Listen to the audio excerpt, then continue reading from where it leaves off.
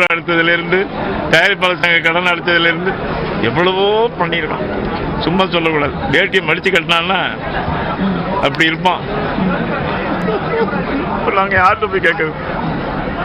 அவனை விட்டுட்டா எங்களுக்கு வேற யாரும் தெரியாது, நல்லது கெட்டது தெரியாது எங்களுக்கு. சிவாஜி சார் தவசியம் ஒரு ஷூட்டிங்கில் இருந்தோம். நாங்கள் 2 பேர் தான்.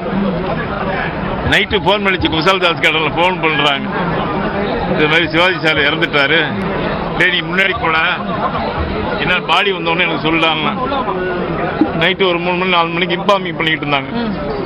அப்போ என்ன சொன்னா, நீ வந்துடுறா இங்கே ஜிஆர்டியில் தங்கிடு, நம்ம காலையில் கடை நீ வர்றதுக்கு சௌகரியமாக இருக்கும்டான்னு சொல்லிட்டு வந்தான். பிரபு இங்கே ஜெர்மனியாக இங்கே போயிருந்தார்.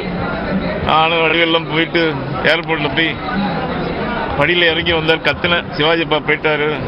ஆனால் சிவாஜி அப்பாவுக்கு சிறந்த ஒரு ஊர்வலம், அமைதி ஊர்வலம் நடத்தினானா, இறுதி ஊர்வலம் நடத்தினாலும் அது விஜய் இல்லைன்னா நடந்திருக்காது, சத்தியமாக நடந்திருக்காது. எப்ப பாத்தீங்க? 2 வாரத்துக்கு முன்னாடி போனேன். 2 வாரத்துக்கு முன்னாடி போய் பார்த்துட்டு இருந்தேன். தீபாவளி அன்னைக்கு போய் பார்த்தேன். பார்த்துட்டு கையை பிடிச்சிக்கிட்டே இருந்தேன். முதல் வாட்டி போன பார்த்து சிரிச்சான். இந்த வாட்டி ஒண்ணுமே இல்லை.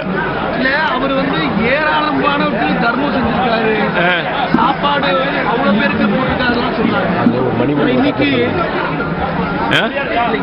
தர்மம்னா அவர் மாதிரி ஒருத்தர் பண்ண முடியாதுன்னு சினிமாவில் எல்லாரும் சொல்றாங்க, பொதுமக்கள் வரைக்கும். சார் டெய்லி ஒரு 50 பேருக்கு புளியோதரை போடுவான் சார்.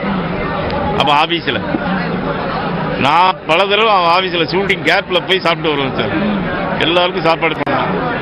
அதான் எல்லாரும் பேட்டியில் சொல்றாங்கல்ல, எல்லாருக்கும் ஹார்லிக்ஸ்லாம் எல்லாருக்கும் ஹார்லிக்ஸ். யாருக்கு மேல் மட்டத்திலேருந்து கீழ் மட்டம் வரைக்கும் எல்லாருக்கும் மட்டன் சூப்பு, கீழ் வரைக்கும் மட்டன் சூப். எல்லாருக்கும் பிரியாணின்னா கடைசி வரைக்கும் பிரியாணி. சார் என் ஊர் கோயிலில் மகமாயி கோயிலுக்கு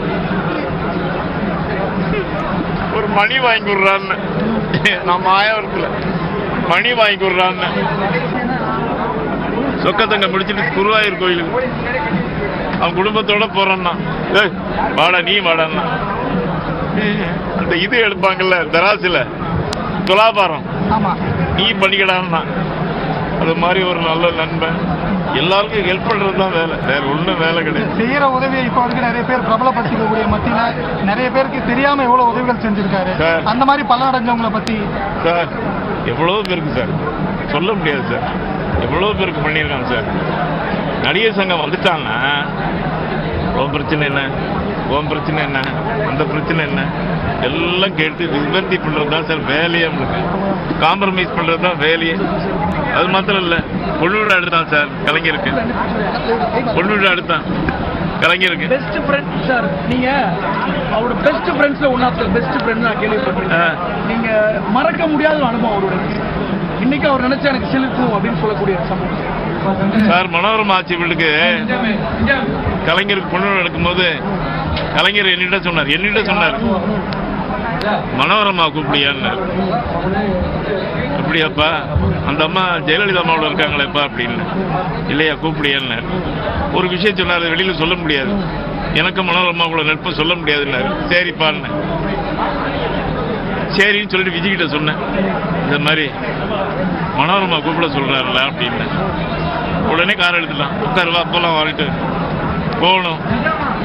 போன உடனே அந்த தெருவில் மனோரமாச்சியை பார்த்துட்டு வெளியில வரும்போது பொண்ணோட செயினா இருக்கு ஒரு திருட வழிபோக்க. என்ன நினைச்சாலும் காரை விட்டு இறங்கி ஓரலாம் பாருங்க. இந்த அந்த ஆளை துரத்தி திருடனை துரத்திக்கிட்டு ஒரு நடிகனா சூப்பர் ஸ்டார் எடுத்துட்டு ஓடுறான். ஓடி போய் இந்த பயணம் விட்டான் ஒரு அரை செயினை வாங்கி அந்த பொண்ணுகிட்ட கொடுத்தா கர்ப்பதி, கர்ப்பமான புள்ள அது. அந்த செயினை கொடுத்தோன்னு அந்த புள்ள காலில் விழுந்தா, அண்ணே என் செயினை காப்பாத்திட்டு என்னன்னைக்கு நன்றி கடன் பண்ணிட்டோம்னு அழுதுச்சு.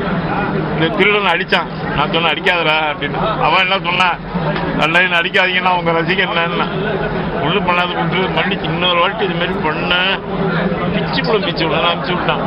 இதை மாரி வேலையெல்லாம் பண்ணுவாங்க, பிரச்சனை எல்லாம் இறங்கிடுவாங்க.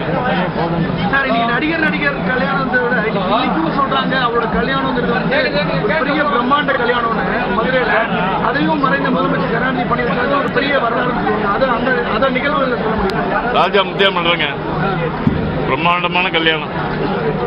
மூப்பனார் ஐயா கலைஞர் தலைமையில் பிரம்மாண்டமாக நடந்தது. எல்லாருக்கும் பாண்டி உள்ள ரூல் போட்டு கொடுத்து எல்லாருக்கும் ஐர மீன், எல்லாருக்கும் என்னென்ன தேவையோ மதுரையில் என்ன ஸ்பெஷல்னு வாங்கி கொடுத்துருவோம். அதே போல நான் அவனோட ஃப்ரீயாக இருந்தேன்னா என்னை அழைச்சிட்டு போயிடுவான். போனான்னா ஐர மீன் சாப்பிட்றியாடா,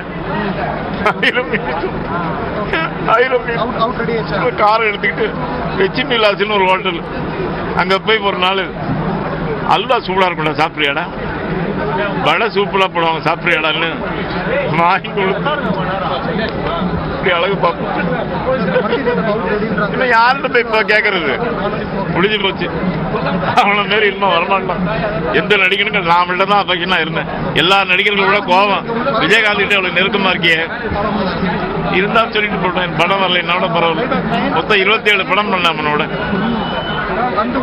ஓகே பிரதர், தேங்க்யூ. ஆத்மா சாந்தி அடையணும் பிரதர்.